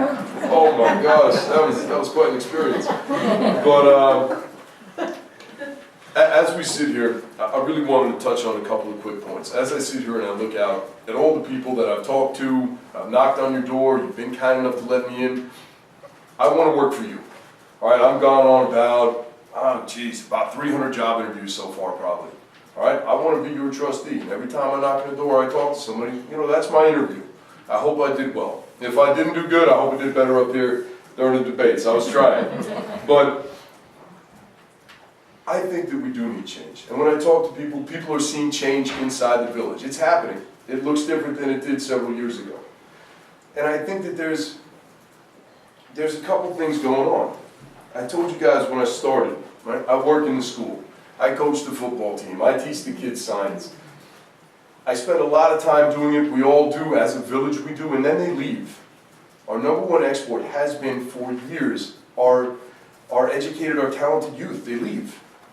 And I think that we need to, instead of working our economy, I think it's great that we have Mitchell Park, and I think it's great that we have the carousel and the beaches. That's all really awesome. But we need to diversify our economy in some way. We need to stop trying to survive when it's warm. We need to have more of a 12-month economy. There are a number of ways to do it. One of the things I will actively pursue is to get a YMCA in the village. Actively. Think of how nice it would be if there were people here in the winter. So knock on their doors, they'd answer. It'd be cool. But I think that we could do it. And then it also comes into a few other things. If we want our kids to live here, do I want them to have rental income or rental houses or apartments to rent, I should say? Yes, I do. I'd also like them to be able to buy a first-time house, which is currently very hard to do in Greenport. All right, I'm looking for a second-time house. And every time I try to go and buy one or look at one, they disappear. Because again, as we talked to before, there are people who have owner-occupied rentals, and then there are rentals. All right, where both apartments are for rent. That's making it harder for kids to stay. I think that really should be our focus, and that will be my focus. And the other thing is is I think that we need to decide as a village, where do we want to be? Again, it's that long-term plan. What do we want this all to look like in 20 years? So when we make our decisions on zoning, or what infrastructure to fix, or do we do the firehouse, or whatever we do, we need to have it in some sort of a pattern. Again, I bring up Army things all the time just because I've been doing it for so long. But it's that current and future. We have our steady state stuff that never changes. There's going to be a few things we have to do at every board meeting. But we have to be looking forward a decade. Otherwise, we can only do small things, and I think that we can do some really great stuff. This is a great place. It's been really great running. I'm going to be out there freezing to death this weekend. I'll see you again. And thank you guys so much for coming. This has really been a great experience. I hope it gets voted.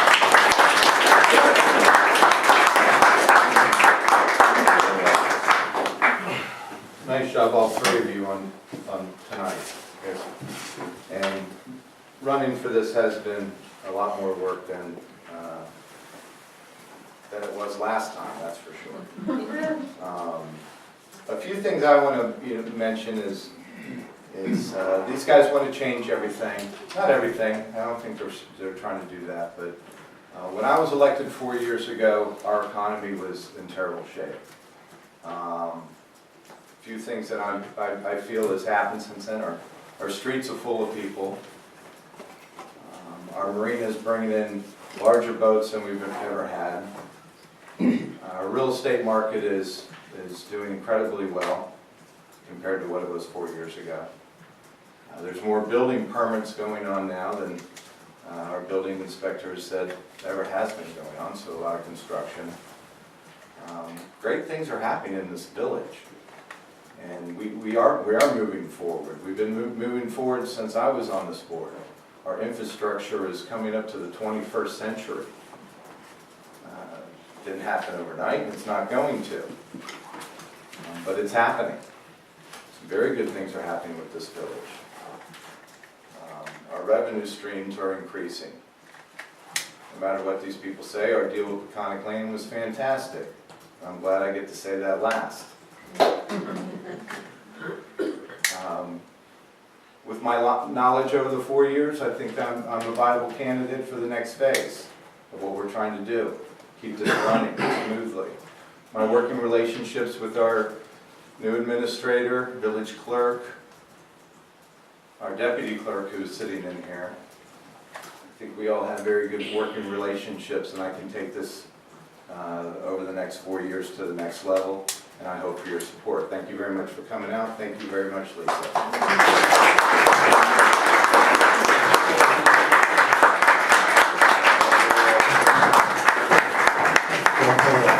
Anyway, congratulations, fellas. I wish you the best of luck, and let's go throw stones at George. Okay, I don't know if all of you are aware, but the other candidate for mayor, Julie Lewis, is unable to make it tonight. So that means that Mr. Hubbard has the floor. So I will be asking him questions. He will have a opening statement for the same amount of time, 2 minutes, and a closing statement also for 5 minutes. And I will be asking him questions with the same kind of format. So we felt that even though Ms. Willis couldn't come, I wanted to give Mr. Hubbard a forum to be able to speak, because there's been no other public debate where he was able to voice his views and platforms. And I really feel that's very important in this election. So thank you all, and this is part 2. There should be an unopened bottle of water too over there. That's all right. Okay. I brought it up for everyone. Okay, it's a little lonely up here now. After the other group, I feel like the lone soldier. I'm George Hubbard Jr., lived in Greenport all my life. I want to thank Lisa, Denise, Peter, sorry about that, for having this debate. I really thank all of you came out here. I'm disappointed that my opponent is not here. I think this is very important for the future of the village, for the future of all of us. In 8 years on the board, I believe I missed 4 meetings out of 8 years. I take this seriously. I make everything I can. I put the time in, I put the extra time in on whatever I want to do. I've enjoyed being on the board. A little background, when I got elected in 2007, the current board that was in had over 70 years of experience combined between them. When our first meeting that we had in April 2007, the 5 people on the board, we had 2 years experience. We were all new. It was a big change. We didn't have a lot of people for guidance to go to and everything else because it was all new. It was a whole new board. 3 trustees and a mayor. This elections now, we have a spot for a mayor and 2 trustees. Not as big a change, but very similar. I think experience speaks volumes. I learned a whole lot over the past 8 years. It's taken you in some ups and downs right at the beginning because none of us had run meetings, had done a lot of stuff. But there's a learning process all along and I'm still learning. But I just think experience for this position, it needs to be taken seriously. People need to show up when they're supposed to. And that's where I'm coming from. And I've been doing it for 8 years. And I really look forward to being the mayor for you people. Thank you.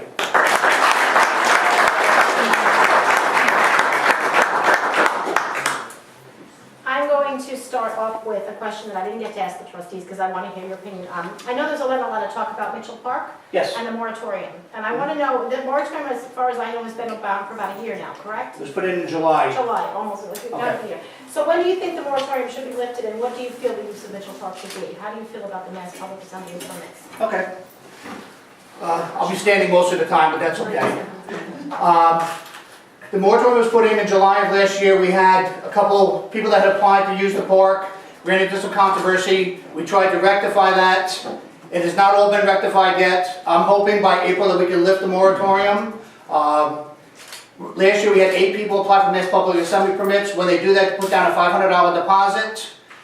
If there's no damage or anything happens to the park, we return the $500. I think of that, I think the village should keep $250 of that.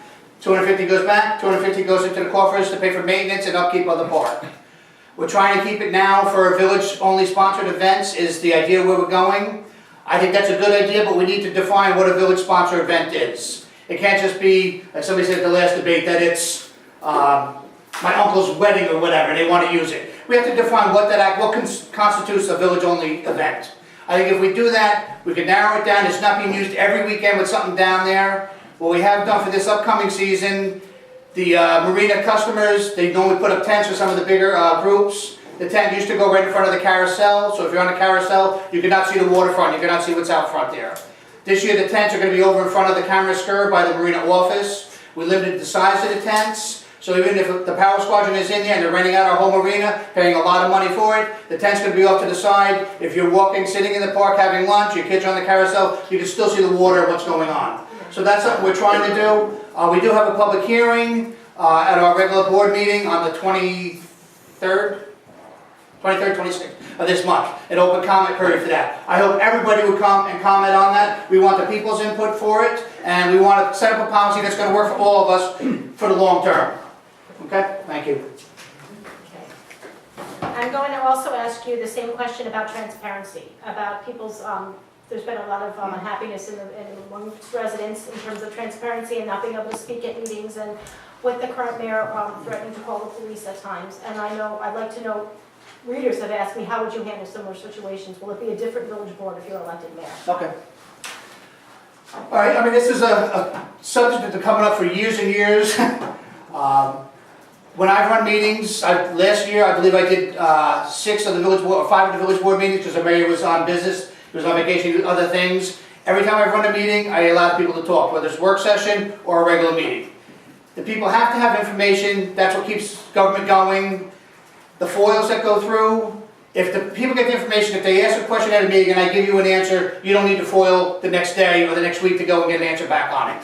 If you ask me a question, I've always answered you. If I don't have an answer, I get back to you. I've had people say, you know, what's this? I was like, I don't know, I'll call you. I call the people back. I go and get a hold of them the next day and say, this is what it is. I have no secrets. If something's going wrong with the power plant, if I know phase 2, which is coming up, if there's a problem with that, you're going to know about it.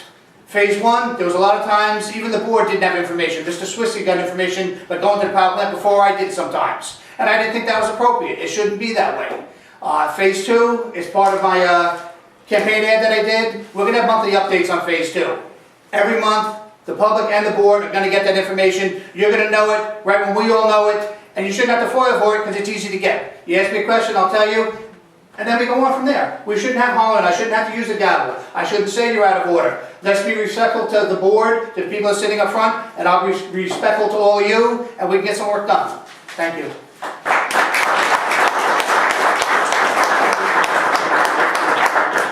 As an incumbent who's been on the board, not as mayor, but as a trustee, what have you accomplished? Can you point to 3 things that you are proud of that were accomplished during your term, and elaborate on how those things benefited the residents of Greenport? Okay.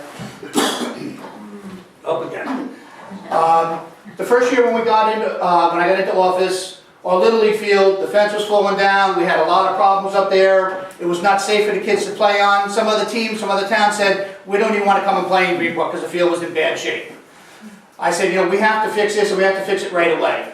So before that season, went up there, the mayor at the time, David Nice and myself, we took down all the old fence up there. We took, the village crew came and took the poles out. I spent numerous hours up there doing the work, getting it prepped. I was there with a village director of utilities, with the surveyor, laying out the field, putting the lines in, making sure everything was square, everything was straight. I put in numerous hours working on it. Once the construction was done, the padding that goes around the top of the fence, my wife and I spent probably 3 weeks putting that on. They said you could buy this tool for $80. I was like, I'm not spending $80 on that, we can do it by hand. Well, it took me 3 tries, but I made my own tool for doing it. Took a lot of time, but we got it done. It was a learning experience. It's something I was really proud when we had the opening ceremony there. The kids had a nice new field. It was safe.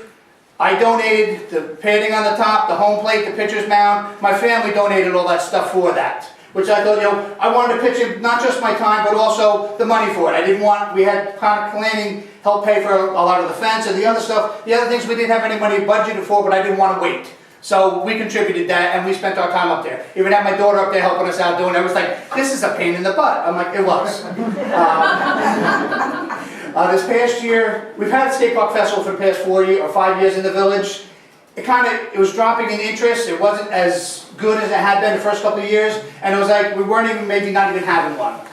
I took it upon myself to say, you know, we got to fix up this park because there's a lot of complaints the year before, to just get the thing ready. And like, we're not going to wait till a week before it to show up and try to fix the park. Spent a lot of time meeting with my commander from the school. I had meetings with all the school kids. They came over and met us after class. Had a good group of young kids that actually got involved in it. Some were young, others were 22, 23-year-old older kids that got on a committee with me. Said, what do you want to do here? They said, we have to change this, we have to take out that ramp, nobody uses it, this part over here is dangerous. We said, all right, well, let's get it done. We went through, I talked with my other board members, they said, you know what, this is a really good project, it's a good idea. So we went ahead and we got it done. We didn't wait, it was like, let's just do it now. We started it in June, we had it ready for the festival in July. The day of the fair went really good. The kids' choice of music scared the heck out of me, but they loved it and they were skateboarding to it, they enjoyed it. Same thing with that. I donated, my family donated the hamburgers, the Gatorade, the rolls, plus I cooked for 8 hours on the grill myself. We spent the whole time there. My daughter did the 50-50 raffle. We raised $600 from that.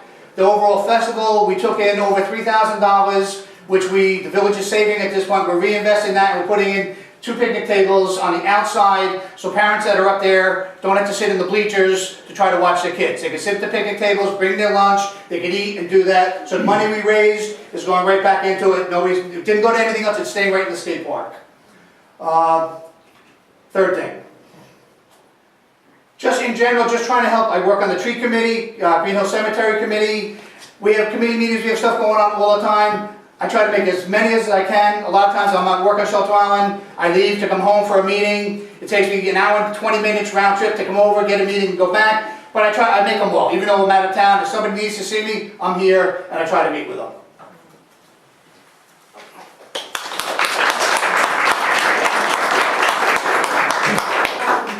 There's been some residents who are concerned about a plan by the New York Metropolitan Transportation Council that could send freight trucks from Connecticut across on the ferry and on Route 48 toward Riverhead. Yes. Residents are just concerned about the impact in our local communities. How do you feel as mayor you could work with other officials on the state, across the county levels, consensus building to try to work on issues such as these? Okay. Well, we've worked on other ones. The state is repaving Route 25 from Hortons Lane to Orient Point. That came up 4 years ago when the plans came out for it. I looked at the plans, I saw that they excluded the village. I wrote numerous letters to Senator Laval. We didn't have an assemblyman at the time. I tried to communicate with them. It didn't work. The program that they were going to do was not helpful. It was not going to benefit what we needed to do in the village. But we have a good dialogue with them. We talk to them. Senator Laval, when he's out here, Memorial Day, We see him every year for that. He tries to come out for our Washington's birthday parade and speak to them and tell them what our concerns are. The proposal of taking all that truck route and bringing it onto the Norfolk roads, I think is a terrible idea. We're not prepared for it, the roads can't handle it. They have enough trouble handling regular ferry traffic coming in, let alone 3,000 more tractor trailers coming in. I think it's a bad idea, it needs to stay on I-95. Those roads are major roads, they're prepared for it. All those trucks on our local roads are going to tear them apart. So I think we'll lobby as much as we can. They're not coming actually through the village because the truck route goes around, but we need to try to stop that, keep them where they belong on those major highways, not in our village, or not even in our town. You know, just the North Road, Route 48 right now, I was up there the other day for a Dodson one. It's in bad shape, all roads are in bad shape, but we can't handle that many trucks coming through our roads.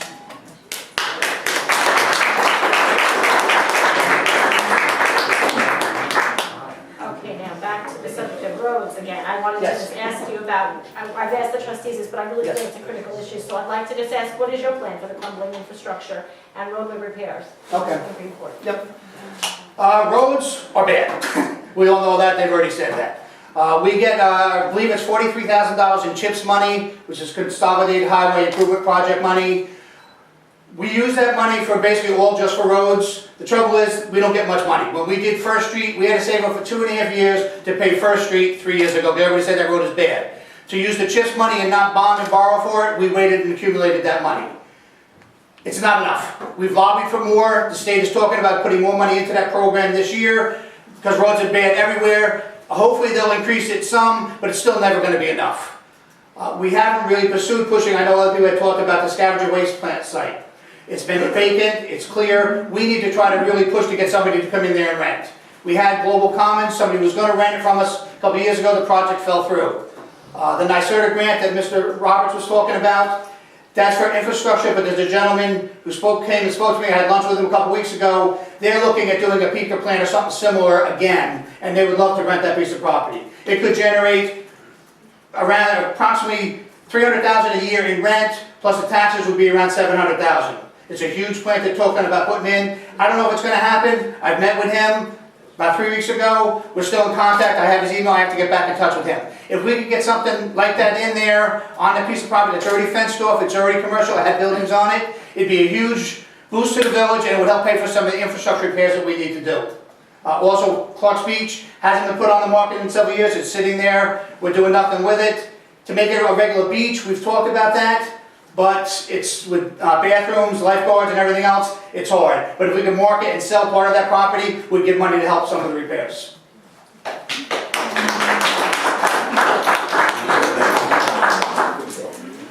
What role, if any, do you see the mayor playing in finding a solution to the feast and famine problem presented by our tourism-based economy? What should be the, and then again, what should be the division of labor between our elected officials in the bid in developing long-term planning to improve our economic health? Okay. The bid when it first started was a good project. It's gotten bigger, it's gotten stronger depending on their leadership. It changes, and depending on who's in charge of the bid, depends on how much cooperation we have between the board and the person that's running it. It needs to be a steady communication all the time. The bid is very important to the whole village because they're the ones that take care of the downtown. The festivals, the tall ships, Maritime Festival, it really benefits them, but it hampers the residents. So trying to find the balance of what we want to do. I don't want my mother to be a prisoner in her house on weekends where she can't get out of her house because she lives right downtown and there's no place for anybody to park. And people having to put cones out there to block their parking spot. You can't leave until, you have to leave before 10 o'clock in the morning to go shopping or you can't get back. We need to find a common ground. It's hard because we want thriving businesses, makes jobs, creates work for people, and it's a good thing. But we can't forget the residents, and we need to get a common ground where we can work together towards something that'll work. Every weekend during the summer, we're swamped. And there's really no, that's a good thing, but it's bad because there's no place for everybody to go. We've tried asking people to park at the school and take trolleys in and buses in and all that stuff. People don't do it. They want to park as close as they can, and that's where they go. And unfortunately, it's always in front of people's houses. So we can encourage it, we can try to promote it, but there's really no other place to park. It's very crowded. Maritime Festival, stuff like that, I leave my car at home. And I live on Manor Place by the hospital. It's easier to walk in town than it is to try to find a parking spot downtown because I'll spend 10 minutes trying to do it. You know, and it's a problem. I don't know what the real solution is. Parking's been a problem in Greenport for 15 years. It always has been. My father was on the board, it was an issue back then, I remember talking about it. But we gotta try to get people moving more, let people be able to get to the stores and shop. And working with the bid, I think that if the bid told their own employees not to park in front of the stores, a lot of them still do it. We ask them not to, but if they enforce it themselves, it would open up more parking spots and could make it easier so the shop owners, employees aren't parking right there. On the subject of big festivals in the summer, there's toll ships. Yes. People have asked questions about the budget for the toll ships, feeling that there's no transparency in that budget process. And some feel the event is not the best for the village on that weekend because it's such a crowded weekend to begin with, while others feel that it's an economic generator for businesses. What is your feeling about the toll ships event and also the budget process leading up to it? Okay, at the January meeting, I was running the meeting, I spoke to our treasurer at that meeting, and I said, we need accountability on this. I asked them to make out reports, profit and loss, expenses, and income on the process. When I'm mayor, we'll have those reports and they'll be at the meeting. The reports haven't come out, I don't know if there'll be one at the work session on Monday, I haven't seen the report yet. I told everybody at that meeting, I asked the treasurer, we need to have this. And if I am mayor, you will have it. You know, it's a big investment. I think it'll work. It's worked in the past. Anything that's going to help out the business community so that they can survive the winter by doing stuff during the summer is good. 4th of July weekend, not so good. There's so many people that are already here. It's hard to do it on that weekend, but that's when the big ship, Hermione, is going to be coming through from Virginia to New York, past us and up to Connecticut. That's when those ships are going to be here. So it's going to happen. I think it's a good thing. If it turns out, if we get closer to the project and things aren't turning out and we have no money raised, the whole board is going to have to discuss that and decide what to do with the project. But I hope it goes through and the bid comes up with, they committed to $100,000. I hope they do come up with that. I've seen no report yet that says that they've got the money yet, but they promised they would. I hope they hold up on their end of it. And I wish it was in June or in September. It would be much better for everybody, but... And also, the next question is about Peconic Landing. Some people have raised concerns about the fact that they think money was left on the table. What are your feelings on that subject? Do you think that the village made a good deal, or do you think? Okay, Peconic Landing, the negotiations on that started back in 2008, because Peconic Landing was going to do a huge expansion at that time. The economy went bust. They dropped down the project when they went back to the planning board to actually do it. It was a much smaller project. I believe the $15,000 per unit that we got was a good value, a good investment into the village. It was $720,000 that we had gotten. The $720,000 is going to go for upgrades on our pump stations. We need backup generators, other work and repairs on the inside of them. It gives us money to do those repairs without having to bond for them and borrow the money to do it. So I believe we got as much as we could have out of the deal. In the final month of negotiations, their lawyer actually tried to come down on the price. They went down to $510,000, saying this is what people paid in the past. We want to pay that. We're like, no, the price is $720,000. That's our code. We can't change our code, and we're not going to give you a discount. That was the going rate, and that's what we got. And I believe the $720,000. It's $750,000. We don't have to spend on upgrading our pump stations that the DEC has been telling us for 10 years we have to do. One example during, I wasn't saying it was during Irene. Power was out down on 6th Street. We had a cesspool truck going down to the pump station, sucking it out, going to the sewer treatment plant and dumping it because we had no backup generator. That's not right. We need to get that fixed so if power does go out, we have the generator, we can at least keep the sewers flowing and keep the stuff working. So I think we got a good deal out of it. And the money will be used wisely and stay only in the sewer department. It's not going for anything else, if I'm there.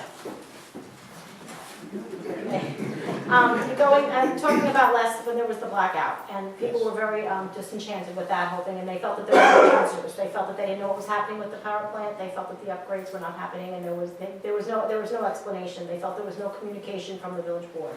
What would you have done differently if you were mayor during that situation?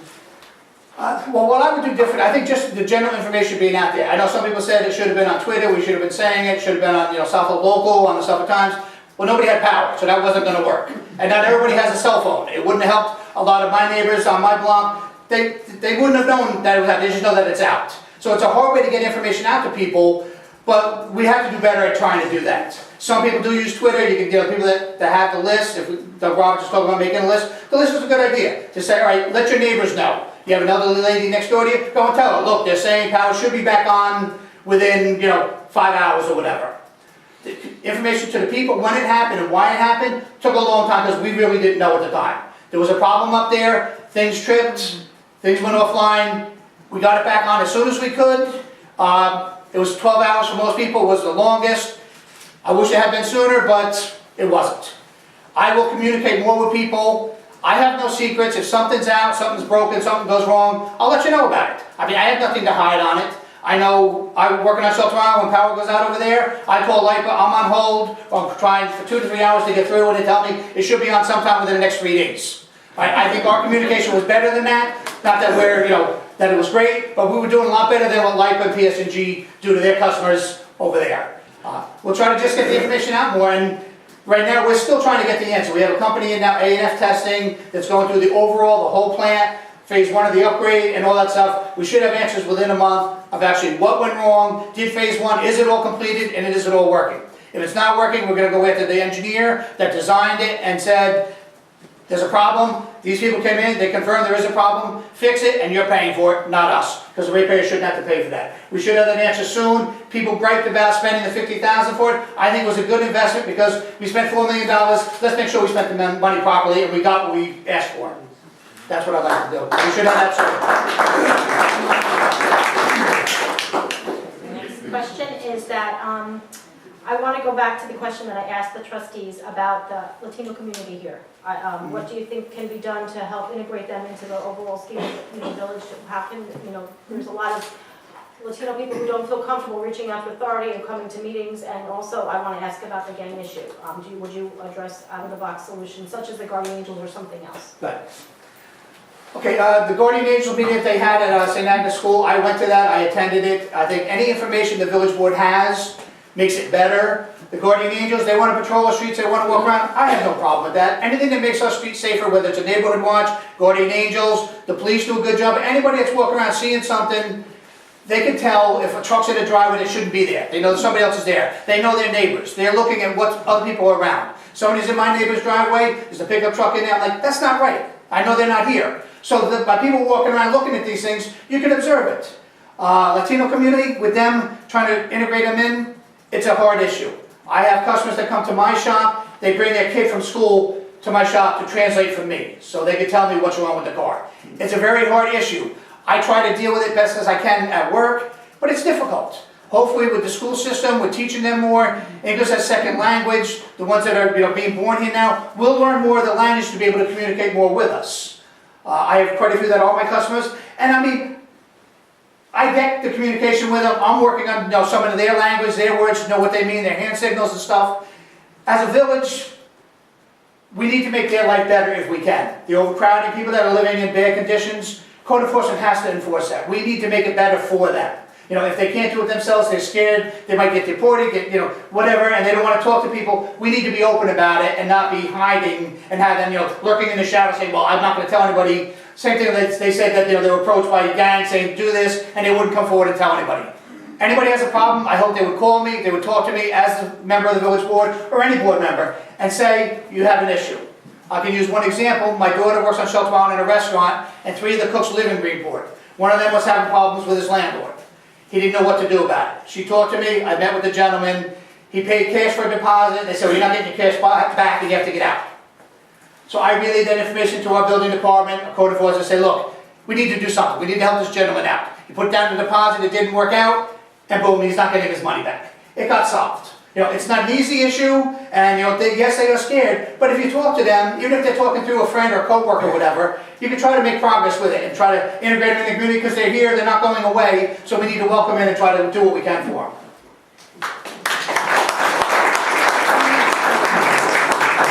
What do you think about economic generators in terms of like the ferry surcharge on cars, or what other top income generators do you think there are for the village right now that you'd like to pursue personally that you think would be good? I work on Shelter Island, I take the ferry every day. We've talked about this issue with the surcharges in the past. We've run it by Labor Council. They say it's something, unless you make it a special district, you can't charge that. They do it in Bridgeport for their service, but they have the whole downtown area there as part of a special taxing district, kind of like our bid. So I like the idea, I don't think it's going to happen. Other ways, the expansion of the sewer treatment plant, east and west. We have the studies going on, we're going for grants on that. I think if that goes through, and and we put another 100 customers on the system, we're gonna collect the money, the upfront money from them, but also they're gonna pay monthly fees. Peconic Landing, their bill and their expansion now is gonna be over $2,000 a month, which is over $25,000 a year in extra money for the sewer plant. You know, if we don't have these expansions, these systems that we have, the water, sewer, and electric, then we don't need half the employees, because we're in the business of selling things. That's our enterprise funds. We have these goods, and we sell them, and we market them. So that's what we're trying to do. So if we could boost that and put everybody up to past Sunrise Bus, all those businesses up there. Commercial users, we hook them up, it's extra money to pay the employees that we have, and for future upgrades on the plant. I don't think we'll run out of capacity, but if we did, we upgrade the plant again. You take the money that you have, and you move forward with that. Other ways, I think I said the scavenger plant, renting out whatever we have. Pretty much, I think that's it. Okay? And what are the top 3 projects that you will tackle first if elected as mayor? Okay. Code enforcement is a big issue. I know with the leaves and the snow, we have a gentleman who's working out, who's doing a really good job. Some places, I had a call from a lady on 5th Street that she got a warning about leaves being in front of her house. And I went down there and met with her. The leaves were from the neighbor's property that were put over in front of her house. But she couldn't sleep at night. She was up at 5 in the morning. She was a nervous wreck. The next day I go to my mom's house to see her at 7 in the morning. I can't find my mother. She's out in her backyard because her grandson put leaves in the backyard and she got the same warning. It's 7 o'clock in the morning. She's out there with a shovel in the snow, putting the leaves in because she didn't want to get a ticket for it. Okay? So we're not ticketing old people. We're giving them warnings. And most people abide by what's going on. My mother was mortified that, oh no, they're going to write me up and put me in jail. We're not doing that. We're not that heavy-handed. But she was out there, she'd been out there the night before until it got dark, and she was out there in the morning. I got a hot cup of coffee, she's out there freezing, shoveling the stuff. We got it done in 20 minutes, and we put it all inside the fence, and we'll take care of it in the spring. But we have to make it equal for everybody. Another thing, I spoke at the other debate, I went to build a deck at my house. It took me 4 tries to get the permission and all the paperwork I needed. In our building department, we need to have, when you come in and say, I want to build a deck, here's the package, you get the package, everything you need is in there. Instructions, what you have to do. It's got to be in there. You want to do a change of venue. You want to go from selling shoes to selling surfboards. Here's my package. This is what you have to do. So if we make that easier for everybody, people won't frown on doing business in the village. They'll say, you know what, this is easy, this is nice. I come in, what do I need to get? Here it is. You take it, you read through it, you get your engineer, your architect, whatever you have to do, you put it all together, go back to Village Hall one time, and it's done. If you have to go to the zoning board, whatever, you know what you have to do to go and do that. Central Avenue right now has to be paved. The road is really bad. But if you look at the side of that, by Golden Furniture, and all the way down Carpenter Street, down past Stid System, there's all new curbing put in there. That's a plan that I started on 3 years ago. So we knew we had to pave Carpenter Street, so I talked about for a long time. We went and did all the curbing first. So now when they go and pave Central Avenue, which is one of the worst roads that there is right now, the curbing is all in there. In the back, there's curb cuts for the stores there's parking in the back. That stuff's all been done beforehand. So we don't have to go and try to put curbs in and then or do roads and tear it up to put the curbs in. So that's a project we started. We did South Street. There was a no parking zone on the left side of South Street by the haircutting shop, and people were parking there anyway. So what we did, we put a curb down there, the curb off the road, people can't park there, there's no parking zone anymore. So we could continue on projects like that, the rest of Carpenter Street down the far end, we do some more curbs there. Across from the IGA, in front of the haircutting shop going to Adams Street. The curb cut, the sidewalk is in really bad shape. That was on our list to get done this year. With everything else going on, we're doing the skate park and everything else, we didn't get it done. But that's first on our list for this year. So if you look right across from the IJ, you'll see where everything is all busted up, where Lazy Farm Stand is. We're going from the corner of South Street down past the fire hydrant where the buses come in. We're going to do all the curbs and sidewalks there. It's a big project. We have a certain amount of money we budget every year. We spend it all every year. One thing we have done, we used to borrow a grinder for grinding the sidewalks that come up an inch or so. We used to borrow one from Southold Town. I want to thank them for loaning it to us, but we were borrowing it so much, we broke it one time, we bought our own. So now when a sidewalk is up, and it's up a little bit, the guys go and grind that down. It's not a permanent fix, but it gets us by for a couple of years till we can do a permanent fix on it. So that's something, we're trying to do as much as we can with a limited budget. We've tried not to increase the debt, we've tried to pay the debt down, and I think just working towards that. One other project we have to do is the firehouse. Something definitely needs to be done there. One thought I have is, when we had the meeting with the fire department, I ran that meeting also with the Board of Wardens and the Village Board. Ask them, what are you gonna do with the trucks if you're gonna spend a year rebuilding the firehouse? One thought I have is, up on Moore's Lane, if we put a building up for them to use during the construction, a 4 or 5 bay building, depending on the needs, have the fire department go in there for the year, fix up their building. When we're done with that, put them back in the firehouse and take the road barn and put them in that building. So you'd be putting the building up for temporary use, but make that the permanent home for the road barn. And get them off of 6th Street, sell that property to pay for the building we're gonna put up. Not a Taj Mahal, a steel building with a lift, 4 bays, so you can put a truck up to work on it, fix a plow, whatever, similar to like what Shelter Island had done. But that would move all our operations up onto Moore's Lane, down off of 6th Street, and sell that property as surplus, and that would help pay for the new building I want to put up.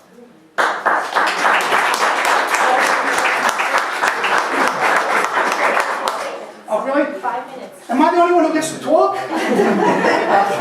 I want to just thank everybody for being here.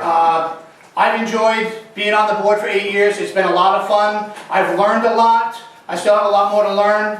I'm an open person. I like talking to people. If somebody has a problem or a question, they call me, I give them an answer.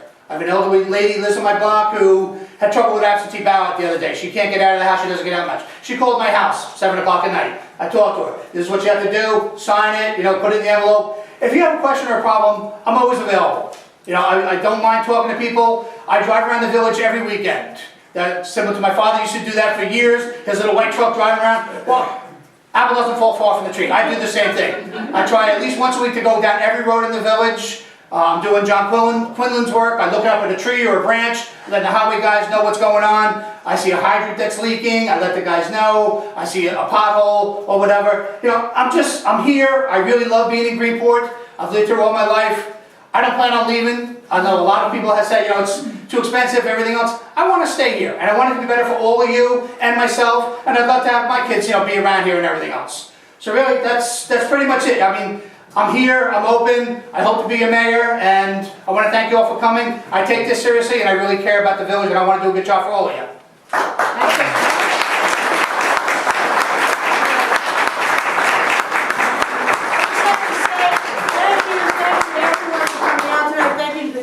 For participating. You were all gentlemen. I want to thank you, Lisa, for the hard work you put into this, and for all the people that sent in questions. It was wonderful. I really also want to thank Floyd Memorial Library for accommodating us and providing this space for us, especially tonight, because they had to rearrange some things because we canceled it because of the fear of snow and freezing rain the other night. But we will have a video of this. Unless there was some technical, apparently it's still going. We'll have a video of this on SoutholdLOCAL's YouTube channel, which you'll be able to access from the Southold Local website. So thank you very much. Thank you for reading our website.